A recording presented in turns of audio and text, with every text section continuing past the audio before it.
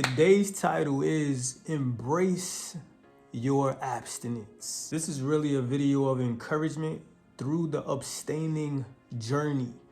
Keyword, journey, because you're gonna go through a whole lot during this journey of abstaining, dating and abstaining and just waiting. It's definitely a journey and it's not easy at all. So I want to give some encouragement because I actually been on this abstaining journey since I started in October 2013. Now, when I say journey, I mean like a walk, a path. That doesn't mean that you're perfect during this journey. It's a journey, so it's going to be hard. It's going to be rough. It's a walk with God, right? So sometimes you may feel weak during this journey. Sometimes you may even fall off, right? Not saying that you should or that you will, but some of us do. I did, and it's a hard journey. It is a journey. You got to keep on this path. You got to keep on trying to stay on this path with God until it's the end of the journey. Look at the end goal. We got to look at the end goal, right? So we got to keep working hard until we get to that end goal, which is marriage. Once we get to marriage, we don't got to abstain no more, right? But again, embrace your abstinence. This is an encouraging video because abstaining is extremely hard, right? And I know if any of you have already started abstaining, you already know how hard it is, right? Especially leaving the life that you once had when you was having sex, right? When you wasn't abstaining at all, when it was never on your mind to stop having sex or to restrain yourself and all that. Now you coming over into this little journey, not even a little journey, over to this hard journey where you have to figure out how to stop yourself, what you need to do and what you can't do and what you can do. It might even seem like we're losing a whole lot, right? You know how a lot of people, when we get closer to God, we be thinking like God just want to take everything from us. He just want to take all the fun from us. And a lot of people run from God because of that. When we look at the world and we look at how we was, right? That's like taking candy from a baby, something that feels good to us, something that makes us feel good about ourselves, right? Even though it actually does the opposite. But to us consciously, it's we think it makes us feel good. It's like an empty calorie, like sugar, like an empty calorie, right? Basically. But coming over here, it's extremely hard and it feels like God is just stripping us away. Like, why are you taking the fun away, right? It feels like we're losing something, but you know what? Actually, we're gaining something, right? Because we're losing all the excess stress, all the confusion, all the cloudiness, all the unresolved issues that we had, right? We're losing a lot of pain, a lot of anxiety, a lot of depression. We're losing a whole lot more that are good things that we're losing than we think we're losing. We think we're losing fun. We think we're losing opportunities. We think we're losing people that we even like. But instead, we're actually gaining more. God is getting rid of the things that hurt us. God is getting rid of the things that cause distractions in our lives, that pulled us from getting the very thing that we're trying to get, right? Which is marriage, but a real, true marriage, a sustainful marriage, a strong marriage, and a person that we can be with and stay with and grow with and love each other, right? We're gaining way more than we are losing when it comes to abstaining, because during this abstaining journey, we're learning. We're actually getting stronger, right? But I want to talk about the things that we lose a lot of times, because during this journey, it's going to be really, really hard, because sometimes we end up losing friends. We end up losing what we think are opportunities when it comes to people, relationship, and even places that we go to, right? We end up losing fun, right? And the reason why I say fun and friends and certain opportunities is because once you get on this walk, once you are on this abstaining journey, you look different to people. Your friends might not even include you in certain things anymore. You know what I'm saying? Because now your lifestyle is totally different, because when we're abstaining, we gotta practice staying away from things so it doesn't entice us, so it doesn't pull us, right? So that means we might not even be able to go certain places because of what it might do to us, so that we can stay strong, right? And those of you who've been on this journey for a while, y'all know that. Again, I've been on this journey since 2013. So I done went through a whole lot, right? I done had to learn myself, my triggers. I done fell, got back up. I done did all of that, man. And I'm here to help y'all too, because it's not what we really think it is. It's not, butterflies and peaches and cream and flowers. It's not a real easy road. It's like God is teaching us a whole lot while we're on this journey, and we're gonna lose a lot. So some friends might not be calling you, might not be hitting you up because you're not doing things that you used to do, and they want to continue to do that, and they don't want to feel bad about doing it because they're not on the same walk. So we may lose friends, we may lose interests when it comes to women and men, right? If you're a guy, you might lose women that were interested in you before, or women that are interested in you, but once they learn that you're abstaining, they probably fall back. Same thing with you ladies. Guys who was interested or that you might have been interested in, they might not be interested in you no more. And it just might be seeming like things are being stripped away, but really God is protecting us during this time. God is cleansing us. He's cleansing our mind. He's cleansing our life. Because some of our friends, they just might not be good for us, or we might just be going into another level in our lives where we can't bring them, right? It's like going on an elevator and you're trying to bring somebody upstairs, but they want to stay downstairs because everybody is on this level. Everything that they want is on this level, right? Everything that they want to have, parties and having fun and having sex and doing all of this stuff that we used to do is on this level. On the other level, maybe 5 levels up, ain't nobody having parties, ain't nobody having sex, ain't nobody drinking and doing drugs or selling drugs or doing all this crazy stuff. That's not up there. So upstairs looks boring. They don't want to go upstairs. Ain't nobody upstairs. Everybody downstairs. Everybody over here. The party's over here. So you might even seem like a party pooper, and they don't want that. Doesn't mean that you're a bad person. It just means that they're not where you are yet. And that seems like we're losing a lot, but truly we're gaining a whole lot more. Because going up to the next level, we're actually getting closer to God.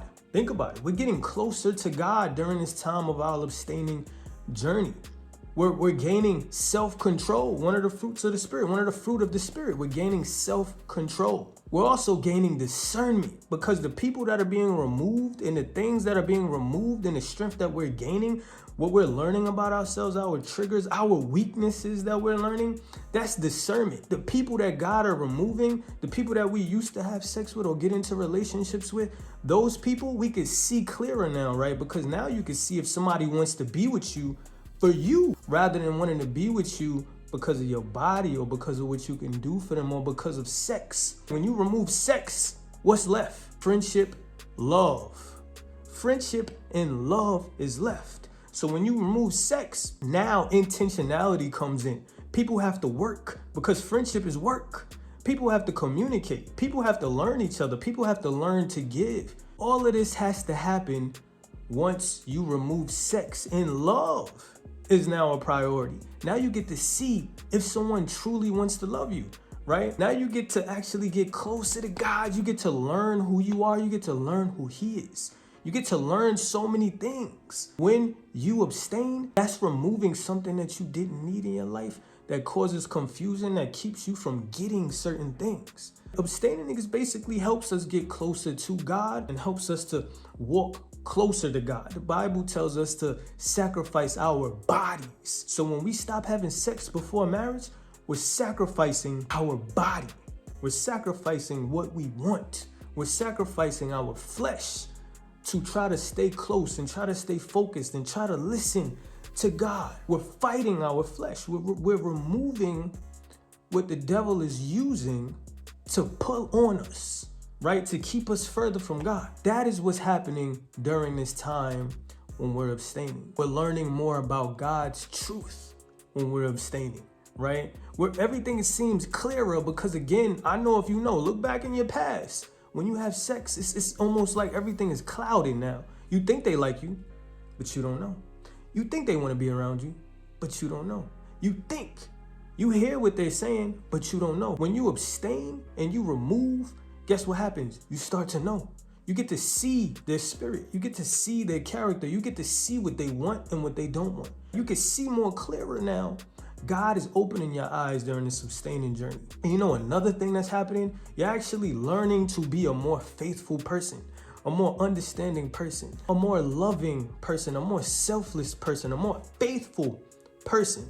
Because when you're abstaining, right, you're actually learning to stay strong as you would need to stay strong in a relationship or in a marriage. God is teaching you how to stay faithful to the person that you are married to in your relationship when you're outside of your relationship and you're following him, and you're definitely abstaining during this time. It's teaching you how not to cheat on someone. Think about it. Because during this time when you're not having sex, you're learning your weaknesses and your strengths. You're learning where you should go and shouldn't go. You're learning the people that can be around you and who you can't be around. You're learning what to not allow with the opposite sex in your life to keep you strong, which is going to teach you the very same thing to do in a marriage. So ladies, I know y'all speak about men cheating all the time. If you get a man who is abstaining, who's really walking his walk, not for you, he's doing it for him and for his relationship with God, this man will learn to not cheat on you because of his faithfulness to God, his relationship with God, and because he's learning to be faithful to you. The more I'm faithful to God, the more I am becoming faithful to you when I meet you. It's teaching me the very same thing. And for my fellas, this is why it is good to get a woman who is abstaining too, because that is the same exact thing. You're going to be with a woman who is learning to be faithful to you because she is faithful to God. You have to embrace your abstinence. Embrace it, right? It is not a death sentence. Trust, it is not a death sentence. You are learning to have a marriage mind. You are learning to be a wife. You are learning to be a husband while you are on this journey. While you are abstaining, God is teaching you so much, and it may be painful because he's stripping things away that you used to have, that used to make you feel good, that seemed like a lot of fun, stripping it away. And he's actually giving you so much more. Boundaries, barriers, protection, love, accountability, self-esteem. Your self-worth actually gets higher during this time as well. Your self-worth becomes stronger and increases during this time. You're gaining so much more while you're learning to abstain. While you're on this journey of abstaining, then you are losing. You just have to look at it better. I had to do the same thing, and that's why I'm making this video, encouraging y'all. Yo, definitely don't fall off. If you fall, get back up. Trust, just get back up and understand somebody else went through that, and God is using that. Always ask God to show you the good in the bad, because the devil meant it for evil. He meant it to harm you, but God meant it for good. He's gonna use it for good to bless you and to bless others. I just want to encourage y'all to stay down, man. Stay walking this path, yo. Definitely don't fall off, man. It's a blessing, it's a good reason, and it's a purpose. It's gonna bless you, your life, and other people. God wants to use it, and he wants to bless you with a partner who is gonna be a better partner than you would ever have, because you're following him. And that person that you get is gonna be following him too. Now, who don't want that? We do. All right, so I want to encourage y'all to stay on this journey, man. Please don't fall off. It's a good thing. God is using it, and he loves you, and he's going to show you his love through it. He's going to bless you tremendously from it. So if y'all can, let me know how y'all felt about this video. Let me know if you've been through this. Let me know if you learned this in any way, right? Let me know about your journey in any way. I ask that you hit the like button, hit the subscribe button, hit the bell for notifications for when I post my next videos, and also watch the next video that's popping up on this video. And I love y'all. I'm gonna get at y'all when I get at y'all.